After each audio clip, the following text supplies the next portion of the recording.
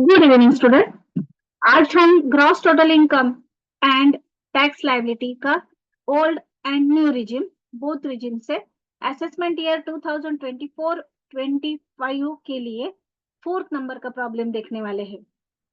ये जो प्रॉब्लम है मिस्टर प्रकाश मोहिते का, ये पहले से हमारे एक प्लेलिस्ट में अवेलेबल है, लेकिन वो मैंने 23-24 के लिए बनाया था।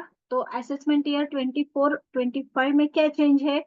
तो ओल्ड रिजिम सेम है, उसमें कोई भी चेंज नहीं है। प्रॉब्लम जैसे सॉल्व करना है उसकी मेथड भी सेम है, सिर्फ जो न्यू रिजिम है उसके टैक्स के स्लैब रेट अलग है। मतलब आप जो प्रॉब्लम सॉल्व करने वाले हो वो जैसा 23-24 का था असेसमेंट ईयर का, वैसे ही 24-25 का सॉल्व करना है। सिर्फ क्या चेंज है, जो न्यू रिजिम के स्लैब्स है वो 23-24 में अलग थे, 24-25 में अलग है। तो सिर्फ उतना ही चेंज है, बाकी सभी वीडियो जो है वो सेम एज पर उस वीडियो के अनुसार ही है। तो स्टार्ट करते हैं।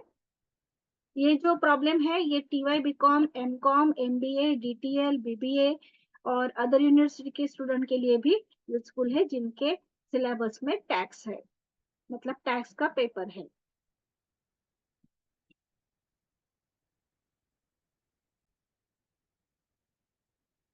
ये जो प्रॉब्लम है ये निराली पब्लिकेशन का जो टेक्स्ट बुक है उस टेक्स्ट बुक्स में से लिया हुआ प्रॉब्लम है मिस्टर प्रकाश मोहिते का, और ये हम बोथ रिजिम से सॉल्व करने वाले हैं। तो एक ही बार में हम new regime and old regime ऐसे दो कॉलम करेंगे और ये सॉल्व करेंगे। तो देखिए, mister Prakash Mohite has given following particular of his income and savings for the financial year ending 31 मार्च 2023। उनकी ग्रॉस सैलरी दी गई है 8,03,000। देन प्रॉफिट फ्रॉम बिजनेस है 1,50,000।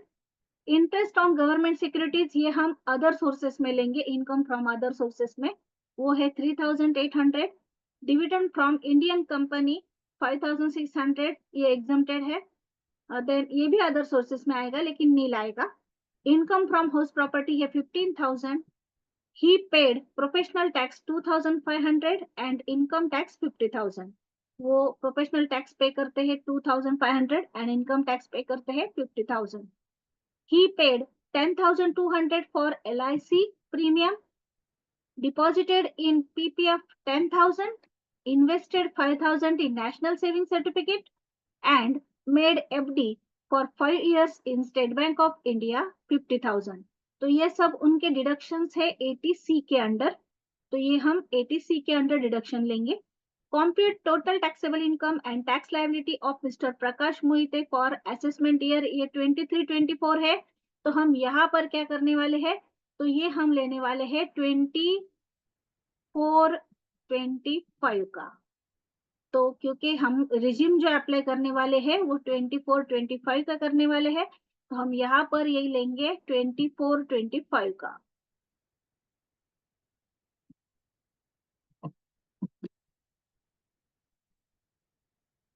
तो हम सॉल्यूशन स्टार्ट करते हैं। ऊपर लिखिए competition of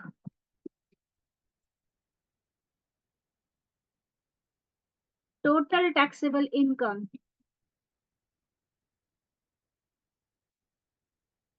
and tax liability of Mr. Prakash Mohite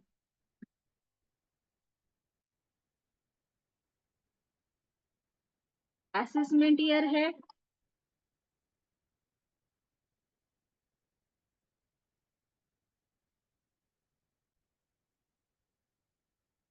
assessment year हम लेंगे 2024-25।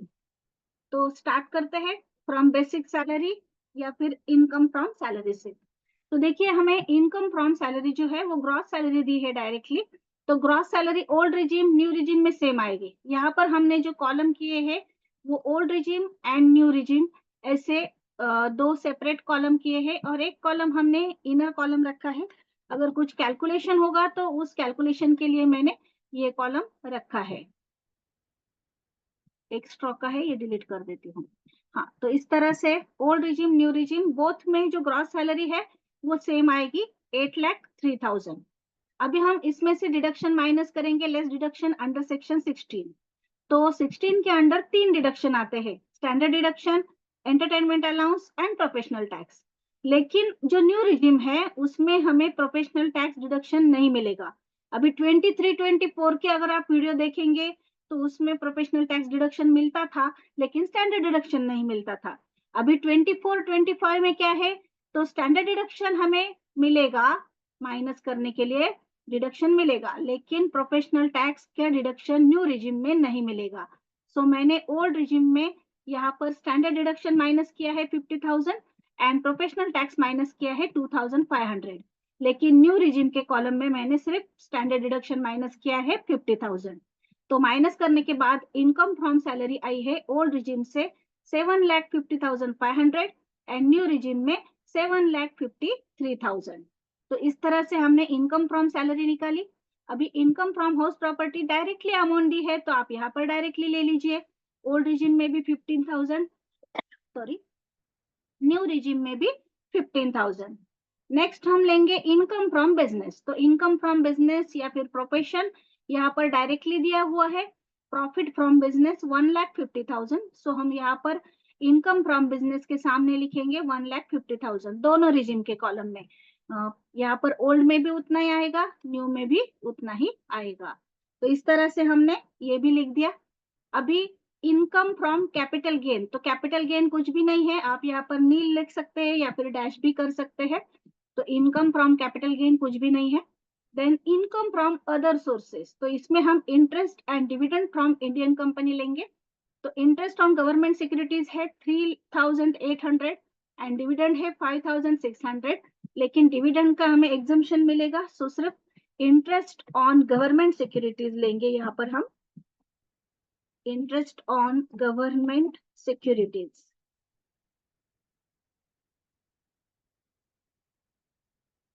और वो दोनों कॉलम में आएगी, न्यू रिजिम में भी आएगी, ओल्ड रिजिम में भी आएगी, और डिविडेंड दोनों में नील है। अभी हम टोटल करेंगे, तो टोटल करने के लिए income from salary 7,50,500, income from house property 15,000, income from business 1,50,000, then income from other sources 3,800। इनकी टोटल आई है, वो उसको हम बोलते हैं ग्रॉस टोटल इनकम या फिर ग्रॉस टैक्सेबल इनकम, वो आई है 9,19,300।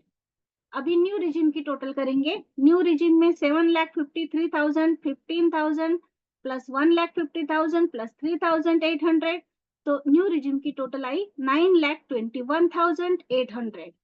अभी हम इसमें से डिडक्शन माइनस करेंगे अंडर चैप्टर 6A सेक्शन 80 के डिडक्शन माइनस करेंगे। तो यहाँ पर सिर्फ 80C के डिडक्शंस है, जिसमें LIP, PPF, then national saving certificate means NSC and FD means fix deposit है। तो ये अमाउंट्स हम अंडर सेक्शन 80C के लेंगे। तो 80C से लेकर 80U तक के डिडक्शन जो होते हैं वो इस चैप्टर के अंडर आते हैं 6A के अंडर।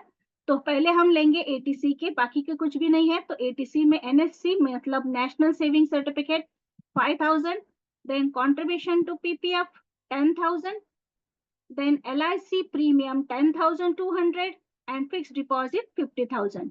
ये यहाँ पर प्रॉब्लम में दिया गया था, यही अमाउंट हमने ली है, यहाँ पर दी गई थी वो सभी अमाउंट्स हमने ली।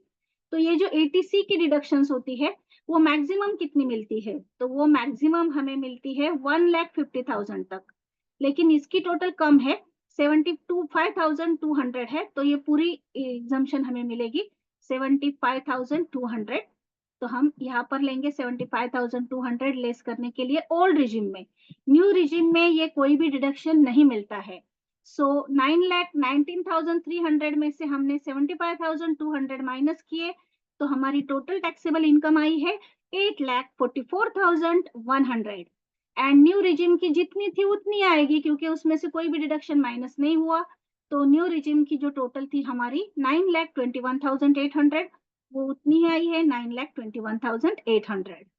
अभी हमें टैक्स कैलकुलेट करना है, तो फर्स्ट हम ओल्ड रिजिम से कैलकुलेट करेंगे। तो ओल्ड रिजिम के लिए हमने अमाउंट निकाली है 8,44,100, तो उसके ऊपर हम टैक्स निकालेंगे। तो 8,44,100 के ऊपर हम टैक्स निकाल रहे हैं।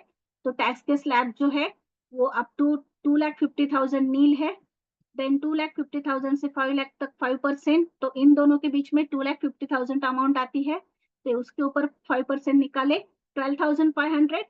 नेक्स्ट स्लैब जो है वो है 5 लाख से लेकर 10 लाख तक का, तो 5 लाख से लेकर 10 लाख तक का जो स्लैब है उसके ऊपर 20% निकालना होता है, लेकिन हमारे अमाउंट 10 लाख से कम है, तो हम क्या करेंगे, ये जो 8,44,100 है उसमें से 5 लाख माइनस कर देंगे, तो यहाँ पर रिमेनिंग जो अमाउंट आएगी उसके ऊपर हम 20% निकालेंगे। सो हम 3,44,100 के ऊपर कितना निकालेंगे, वो निकालेंगे 20%।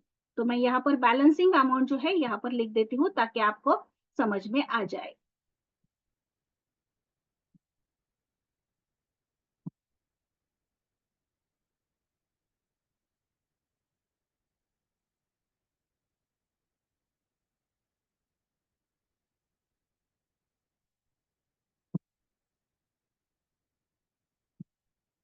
तो यहाँ पर हम निकालेंगे 3,44,100 के ऊपर 20%, तो वो आए 68,820।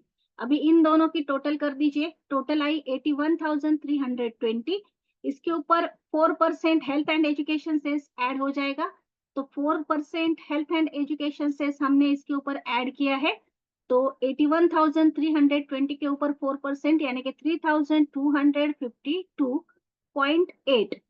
तो ये ऐड करने के बाद टोटल टैक्स लायबिलिटी आई है 84,572 रुपीज, तो 0.8 है, राउंडेड अप करके 84,580 रुपीज। तो यहाँ पर हमने ओल्ड रिजिम से टैक्स कैलकुलेट किया है। अभी हम कैलकुलेट करेंगे न्यू रिजिम से। तो उन्होंने जो अमाउंट है वो पे की है, 50,000 की अमाउंट जो है यहाँ पर टैक्स की पे की है, तो वो हम माइनस करेंगे बाद में, लेकिन पहले हमने टैक्स कैलकुलेट किया है। अभी हम ओल्ड रिजिम से कैलकुलेशन हुआ है, न्यू रिजिम से कैलकुलेशन करेंगे। तो न्यू रिजिम के लिए हमें न्यू रिजिम के जो स्लैब्स है वो अप्लाई करने पड़ेंगे, तो वो हम अप्लाई कर रहे हैं।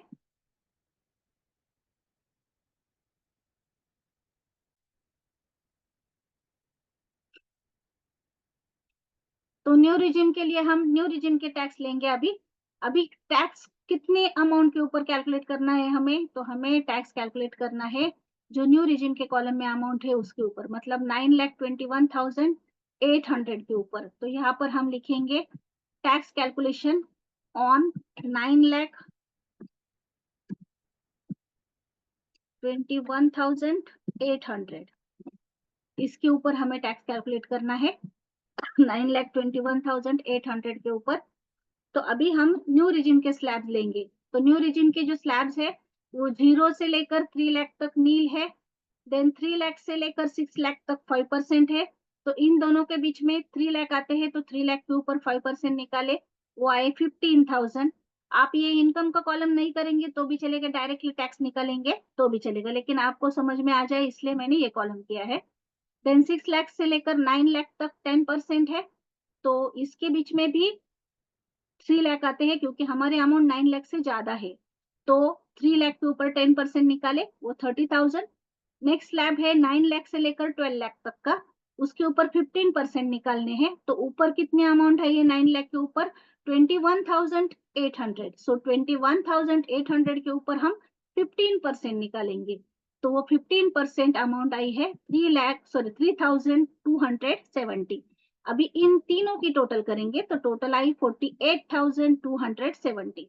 इसमें हेल्थ एंड एजुकेशन से ऐड होगा 4%, वो ऐड करने के बाद 1,931 रुपीज आए हैं, और टोटल टैक्स लायबिलिटी आई है 50,201, या फिर राउंडेड अप करेंगे तो 50,200 आएगी।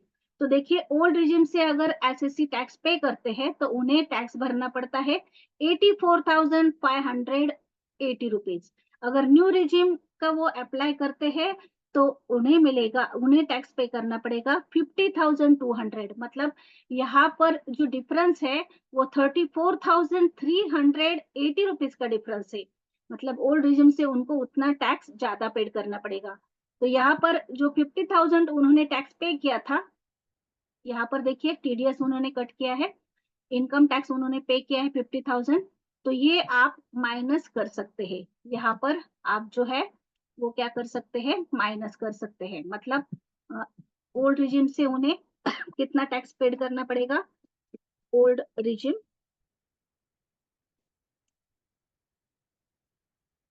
तो 84,580 में से लेस टैक्स पेड जो उन्होंने पहले से पे किया है ₹50,000, तो उन्हें बैलेंस अमाउंट पे करनी पड़ेगी ₹34,580। और न्यू रिजिम से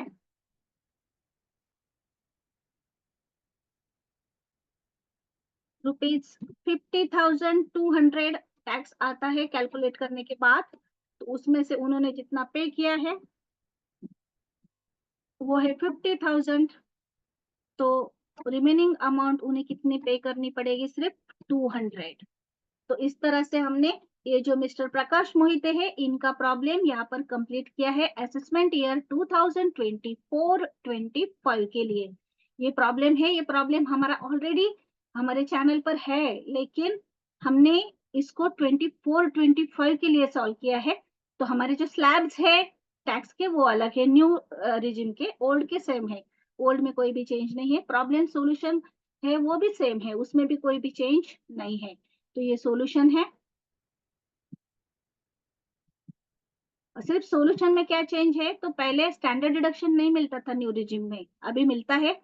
और पहले प्रोफेशनल टैक्स मिलता था डिडक्शन, न्यू रिजिम में अभी नहीं मिलता है। ये इतना ही चेंज है प्रॉब्लम में। और जो स्लैब्स है वो अलग है न्यू रिजिम के। तो यहाँ पर हमारा प्रॉब्लम कंप्लीट हुआ है। Thank you.